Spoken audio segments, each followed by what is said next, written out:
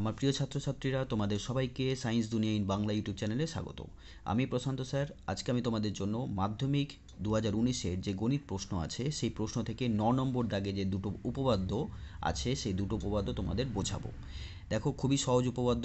এর আগের পার্ট 1 থেকে পার্ট 8 ভিডিও যারা দেখোনি, এই ভিডিও ডেসক্রিপশন বক্সে চলে যাও, সেখানে আমি ভিডিও লিঙ্ক দিয়ে দিয়েছি, সেই লিঙ্কে ক্লিক করে তোমরা দেখে নিতে পারো। তো চলো আমরা শুরু করি। দেখো, 9 নম্বর দাগে আমরা এখানে দুটো উপপাদ্য দেখতে পাচ্ছি। প্রথম উপপাদ্যটা বলছে প্রমাণ করো যে অর্ধবৃত্তস্থ কোণ সমকোণ। দ্বিতীয় উপপাদ্য বলছে প্রমাণ করো যে যদি দুটি বৃত্ত পরস্পরকে বহিঃস্পর্শ করে তাহলে স্পর্শবিন্দুটি কেন্দ্র দুটির সংযোজক সরলরেখার উপর অবস্থিত হবে। তোমাদের পরীক্ষাতেও দুটো উপপাদ্য দেওয়া থাকবে, যার মধ্যে যে কোনো একটা উপপাদ্য তোমাদের করতে হবে, যার জন্য তোমাদের 5 নম্বর দেওয়া হবে। আমি এই ব্যাপারে তোমাদের বলে দিই, উপপাদ্যতে যে ছবিটা আঁকতে হয় সেই ছবিটা কিন্তু তোমরা পেন্সিল দিয়ে অঙ্কন করবে, তার লেবেলিংটাও পেন্সিল দিয়ে করবে, ওখানে পেনের কোনো রকমভাবে ছোঁয়া যেন না হয়। লেখার পার্টটা তোমরা পেন দিয়ে লিখবে, ঠিক আছে? আশা করছি বুঝতে পেরেছো। ছবিটা আঁকতে গেলে তোমরা স্কেল, কম্পাস, পেন্সিল ব্যবহার করবে, আর লেখার জন্য পেন ব্যবহার করবে। ছবিতে ভুল হওয়া চলবে না, লেখাতেও ভুল হওয়া চলবে না। উপপাদ্যতে ভুলের কোনো জায়গা নেই। ছবি ভুল হলেও নাম্বার পাবে না, ছবি ঠিক আছে, লেখা ভুল হলেও নাম্বার পাবে না, ঠিক আছে? তো চলো, প্রথম উপপাদ্য বলা হচ্ছে প্রমাণ করো যে অর্ধবৃত্তস্থ কোণ সমকোণ।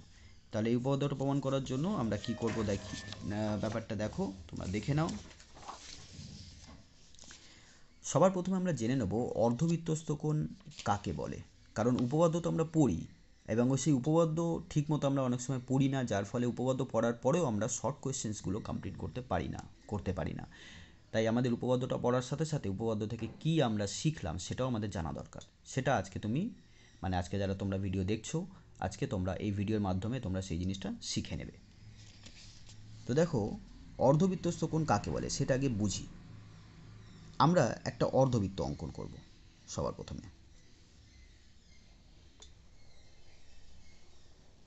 ধরে নাও এটা একটা অর্ধবৃত্ত। এটা যদি অর্ধবৃত্ত হয় তাহলে এইটা বৃত্তের, সেই অর্ধবৃত্তের কি হবে, ব্যাস হবে। তো আমি এটা ধরে নিলাম, ব্যাসটার নাম হচ্ছে এবি। এটা যদি পুরো বৃত্ত অঙ্কন করতাম তাহলে ঠিক এরকম দেখতে হতো। আমি কম্পাস ছাড়া আঁকছি, ঠিক আছে? পরীক্ষা কিন্তু তোমরা কম্পাস দিয়ে আঁকবে। এখন এই অর্ধবৃত্তের উপরে যে কোনো একটি বিন্দু তোমরা নিয়ে নাও, যে কোনো বিন্দু, ঠিক আছে? এ বিন্দু আর বি বিন্দু বাদ দিয়ে এর উপরে যে কোনো আর একটা বিন্দু, তৃতীয় একটা বিন্দু নিয়ে নাও। ধরুন আমি এখানে সি বিন্দু নিয়ে নিলাম। এখন এই অর্ধবৃত্তের উপরিস্থ এই বিন্দুর সাথে বৃত্তের যে ব্যাসের যে দুটো প্রান্ত বিন্দু আছে সেই দুটোকে যুক্ত করো। অর্থাৎ সহজ ভাষায় বলবো, এ আর সি যুক্ত করো, বি আর সি যুক্ত করো। এর ফলে এই সি বিন্দুতে একটা কোণ তৈরি হলো। এই কোণটাকেই বলবো আমরা অর্ধবৃত্তস্থ কোণ। এটাই হচ্ছে অর্ধবৃত্তস্থ কোণ।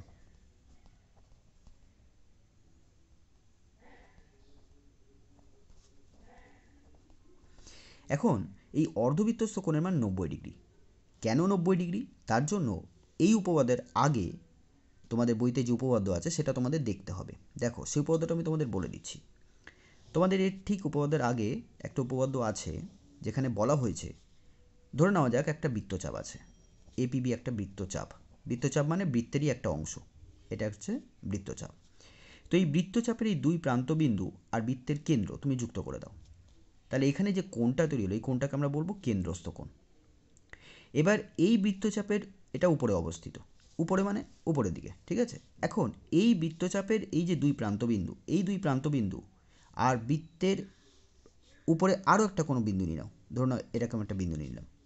তো এই যে বিন্দুটা নিলাম, এই বিন্দুর সাথে ওই প্রান্তবিন্দু যুক্ত করে দাও।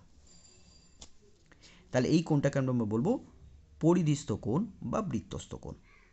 কি হলো, এপিবি বৃত্তচাপটার উপরে দুটো কোণ সৃষ্টি হলো, একটা বৃত্তের কেন্দ্রে হলো আর একটা বৃত্তের উপর হলো, অর্থাৎ পরিধিস্থ কোণ এবং কেন্দ্রস্থ কোণ।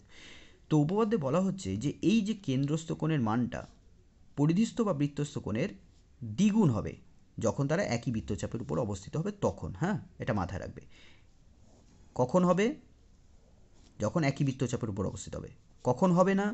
ধরে নাও এরকম একটা বৃত্তচাপ তৈরি হলো, এপিবি বৃত্তচাপের উপর অবস্থিত হলো, আর কেন্দ্র দিয়ে যুক্ত করলাম এই বিন্দুটা, বি বিন্দু যুক্ত করলাম না, অন্য একটা বিন্দু যুক্ত করলাম। তাহলে কিন্তু এই কোণটার মান এই কোণটার দ্বিগুণ হবে না।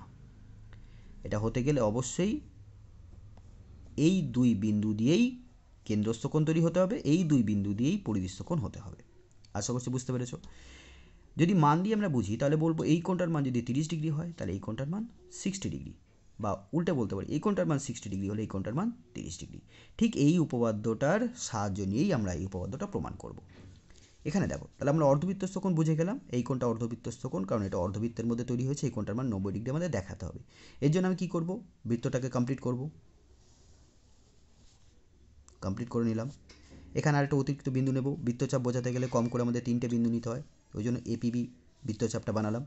এখন এই বৃত্তচাপের উপরে দুটো কোণ তৈরি হলো, ওটা হচ্ছে বৃত্তের কেন্দ্র, তাহলে এ আর ও যুক্ত করলাম, ও বি যুক্ত করলাম, যেটা একটা বৃত্তের ব্যাস হয়, ঠিক আছে। তো এটা তো একটা সরল রেখা, কিন্তু এইখানে একটা কোণও তৈরি হয়েছে। এই কোণটা কী কোণ? এটা হচ্ছে সরল কোণ, কারণ আমরা জানি একটা সরলরেখার উপরে যে কোনো বিন্দু নাও, তুমি যে কোনো বিন্দু নাও, সেই বিন্দুতে সবসময় 180 ডিগ্রি কোণ তৈরি হবে। এটাও 180 ডিগ্রি, এটাও 180 ডিগ্রি, এটাও 180 ডিগ্রি, অর্থাৎ এক সরল কোণ। তাহলে এই হিসাবে এই কোণটার মান 180 ডিগ্রি হলো।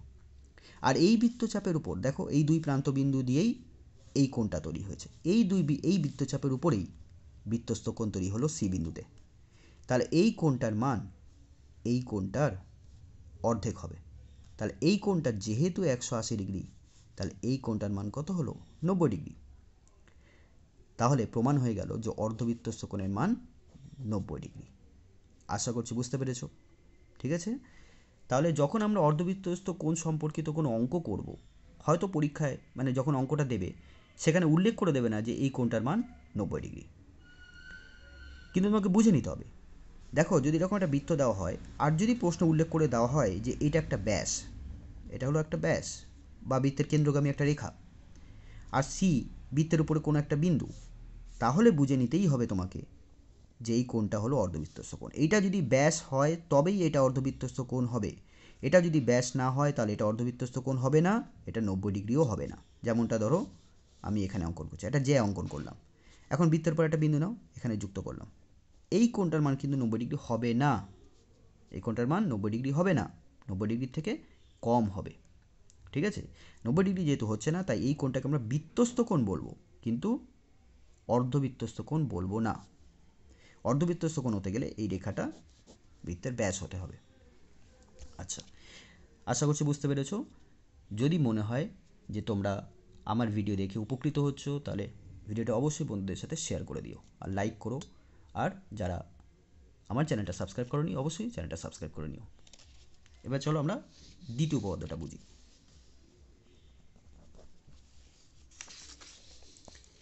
বলছে, প্রমাণ করো যে যদি দুটো বৃত্ত পরস্পরকে বহিঃস্পর্শ করে তাহলে স্পর্শবিন্দুটি কেন্দ্র দুটির সংযোজক সরল রেখাংশের উপর অবস্থিত হবে।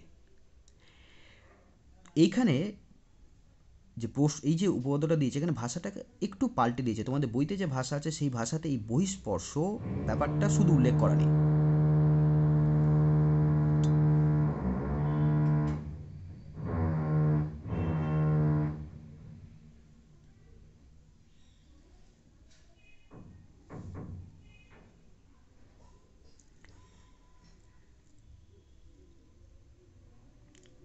তাহলে এখানে আমরা দেখতে পাচ্ছি, সরি ফর দ্য ডিস্টারবেন্স, একটু আওয়াজ হয়েছিল তাই আমি একটু স্টপ হয়ে গেছিলাম।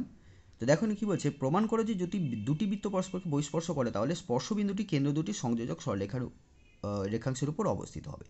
এখানে কিন্তু যেটা অতিরিক্ত এখানে আমরা দেখতে পাচ্ছি যে এখানে শুধুমাত্র বহিঃস্পর্শের উল্লেখ আছে, তোমাদের বইতে কিন্তু বহিঃস্পর্শ অথবা অন্তঃস্পর্শ এরকম শব্দ উল্লেখ আছে। তো এখানে প্রশ্নটা একটু ঘুরিয়ে দিয়েছে, তাই কেয়ারফুলি আমাদের এখানে এই উপপাদ্যটা লিখতে হবে, ঠিক আছে। তাহলে দেখো, তোমাদের বইতে দেখবে এরকম দুটো ছবি আছে, একটা এইটা এরকম,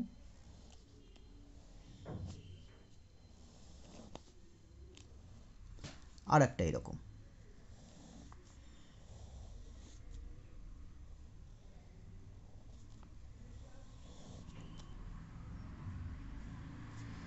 এখানে দুটো বৃত্ত পরস্পরকে বহিঃস্পর্শ করেছে, আর এখানে দুটো বৃত্ত পরস্পরকে অন্তস্থভাবে স্পর্শ করেছে। আমাদের কিন্তু এই ছবিটা আঁকতে হবে না, আমাদের শুধুমাত্র এই ছবিটা আঁকতে হবে আর উপপাদ্যটা প্রমাণ করতে হবে। এবার আমরা উপপাদ্যটাতে যাই, আশা করছি বুঝতে পেরেছো। আচ্ছা, কি বলতে চাইছে প্রশ্নটা কিন্তু খুব কেয়ারফুলি তোমাদের পড়তে হবে। প্রশ্নতে একটু এদিক ওদিক কিন্তু ঘুরিয়ে দিতেই পারে, তাই খুব কেয়ারফুলি আমরা উপপাদ্যর মানে যে কোনো প্রশ্ন খুব কেয়ারফুলি পড়ব। তো দেখো, আমরা উপপাদ্যটা প্রমাণ করার জন্য সর্বপ্রথমে ছবি আঁকবো, দুটো বৃত্ত আঁকবো। কম্পাস, স্কেল, পেন্সিল ব্যবহার করে দুটো বৃত্ত অঙ্কন করব। আমি এখানে রাফ ফ্রি হ্যান্ড অঙ্কন করছি, ঠিক আছে? তা আমরা দুটো বৃত্ত অঙ্কন করলাম যারা পরস্পরকে বহিঃস্পর্শ করেছে, এবং সেই বহিঃস্পর্শ করেছে কোন বিন্দুতে, সেই বিন্দুটা আমি ধরে নিলাম যেটা সি বিন্দুতে স্পর্শ করেছে। আর এই বৃত্তটার কেন্দ্র হলো এ, আর এই বৃত্তটার কেন্দ্র হলো বি, ঠিক আছে? এখানে কিন্তু আমি উপপাদ্য লিখছি না, এখানে লিখছি না, কারণ তোমাদের বইতে ওটা লেখা আছে। আমি শুধুমাত্র তোমাদের বোঝাচ্ছি। তোমাদের যদি মনে হয় যে না আমি লিখিয়ে দিলে তোমাদের ভালো হবে, তাহলে অবশ্যই তোমরা কমেন্ট বক্সে এসে কমেন্ট করো, ঠিক আছে? তাহলে আমি পরবর্তীকালে যে ভিডিওগুলো আপলোড করব উপপাদ্যের উপরে, সেই ভিডিওতে আমি উপপাদ্যগুলো লিখে দেবো, ঠিক আছে? আশা করছি তোমরা বুঝতে পেরেছো, এবং অবশ্যই তোমাদের যেটা অসুবিধা হয় তোমরা সেটা বলবে। আর তোমরা কোন বিষয়ে বেশি ভিডিও পেতে চাইছো, কোন অঙ্কের বিষয়ে কোন অঙ্ক বেশি প্রবলেম হচ্ছে, সেটাও আমাকে জানাতে পারো। আচ্ছা, এখন উপপাদ্যে বলছে যে এই দুটো বৃত্ত যদি পরস্পরকে বহিঃস্পর্শ করে, তাহলে এই যে স্পর্শবিন্দুটা, এই বৃত্তের কেন্দ্রকে যদি আমি যুক্ত করি, এখন এটা ভুলে যাও, এখন এই দুটো বৃত্তের কেন্দ্রকে যদি আমি যুক্ত করি, তাহলে এই যে সংযোজক রেখাটা পাচ্ছি, এই রেখার উপরেই কিন্তু স্পর্শবিন্দুটা অবস্থিত হবে, ঠিক আছে? তাহলে এই যে সংযোজক রেখা, দুটো বৃত্তের কেন্দ্রের সংযোজক, তার উপরেই এই যে স্পর্শবিন্দুটা অবস্থিত প্রমাণ করতে হবে। অর্থাৎ ঘুরিয়ে তোমাকে প্রমাণ করতে হবে, বলতে চাইছে যে প্রমাণ করো এ সি বি একটা রেখার উপর অবস্থিত, অর্থাৎ তারা সমরেখ। তাহলে আমাদের প্রমাণ করতে হবে এ সি বি সমরেখ বিন্দু। আচ্ছা, এর জন্য আমরা কি করব? আমরা একটা উপপাদ্য পড়েছি, আমরা জানি যে কোনো একটা বৃত্তের কোনো একটা বিন্দুতে একটাই স্পর্শক অঙ্কন করা যায়, এটা মাথায় রাখবে। কোনো একটা বিন্দুতে, বৃত্তের কোনো একটা বিন্দুতে একটাই স্পর্শক অঙ্কন করা যায়। তাহলে সেই হিসাবে সি বিন্দুতে আমরা এই বৃত্তের একটা স্পর্শক অঙ্কন করব। একইভাবে সি বিন্দু তো এই বৃত্তেরও একটা স্পর্শবিন্দু, তাহলে এই সি বিন্দুতে এই বৃত্তের জন্য একটা স্পর্শক অঙ্কন করব। এবং খুব মজার ব্যাপার, এই দুটো স্পর্শক কিন্তু একই হবে, অর্থাৎ এই বৃত্তের সি বিন্দুতে যে স্পর্শক হবে আর এই বৃত্তের সি বিন্দুতে যে স্পর্শক হবে সেটা কিন্তু আলাদা হবে না, একই হবে, কারণ যেমনটা বললাম একটা বিন্দুতে একটা স্পর্শক অঙ্কন করা যায়। তাহলে এই স্পর্শকটা দুটো বৃত্তেরই কিন্তু সাধারণ স্পর্শক হয়ে গেল, যার নাম আমি এখানে দিয়ে দিচ্ছি এক্স ওয়াই। এইবার আমরা যে উপপাদ্যের সাহায্য নেব সেটা হলো এরকম, যে কোনো একটা বৃত্ত আছে, তার কোনো একটা বিন্দুতে আমরা একটা স্পর্শক অঙ্কন করে নিলাম, এটাকে আমরা স্পর্শবিন্দু বলবো, ঠিক আছে? আমি ধরে নিচ্ছি স্পর্শকটা এক্স ওয়াই আর স্পর্শবিন্দুটা ধরে নাও সি। এখন এই সি বিন্দুগামী অর্থাৎ স্পর্শবিন্দুগামী বৃত্তের একটা ব্যাসার্ধ অঙ্কন করব। ব্যাসার্ধ হতে গেলে অবশ্যই এটা কেন্দ্র হতে হবে। তো এই যে কেন্দ্র আর স্পর্শবিন্দু যুক্ত করলাম, তাহলে এই যে রেখাটা, এই রেখাটাকে আমরা বলবো স্পর্শবিন্দুগামী একটা ব্যাসার্ধ। তো এই স্পর্শবিন্দুগামী ব্যাসার্ধ আর স্পর্শক এরা পরস্পর সমকোণ হয়, অর্থাৎ লম্ব হয়, ঠিক আছে? অর্থাৎ এই কোণটার মান 90 ডিগ্রি হয়। তাহলে এই সিচুয়েশনটাই আমি এখানে কাজে লাগাবো। কি হচ্ছে, বড় বৃত্তের ক্ষেত্রে এটা স্পর্শক, আর সি হচ্ছে স্পর্শবিন্দু। সি যদি স্পর্শবিন্দু হয় আর এ যদি বৃত্তের কেন্দ্র হয়, তাহলে এসি হলো স্পর্শবিন্দু সি গামী একটা ব্যাসার্ধ। এটা যদি ব্যাসার্ধ হয়, এটা যদি স্পর্শক হয়, তাহলে এই কোণটার মান কত হবে? 90 ডিগ্রি হবে। একইভাবে বি হচ্ছে এই বৃত্তের কেন্দ্র, আর সি হচ্ছে এই এক্স ওয়াই স্পর্শকের স্পর্শবিন্দু। এক্স ওয়াই স্পর্শকটা তো এই বৃত্তেরও স্পর্শক, তাহলে এই স্পর্শকের স্পর্শবিন্দু সি, আর এটা হচ্ছে বৃত্তের কেন্দ্র। তাহলে সিবি কী হলো বা বিসি কী হলো? স্পর্শবিন্দু সি গামী একটা ব্যাসার্ধ। তাহলে এই ব্যাসার্ধটাও এই স্পর্শকের উপর 90 ডিগ্রি কোণ তৈরি করবে। তার মানে আমরা কি দেখতে পেলাম, যে সি বিন্দুতে পাশাপাশি যে দুটো কোণ আমরা দেখতে পাচ্ছি, সেই দুটো কোণের মান 90 ডিগ্রি আর 90 ডিগ্রি, অর্থাৎ দুটোকে যদি মিলিয়ে দিই তাহলে কি হবে? 180 ডিগ্রি। এবার আমরা সবাই জানি একটা সরলরেখার কোনো একটা বিন্দুতে যে কোণের মান হয় সেটার মানটা 180 ডিগ্রি।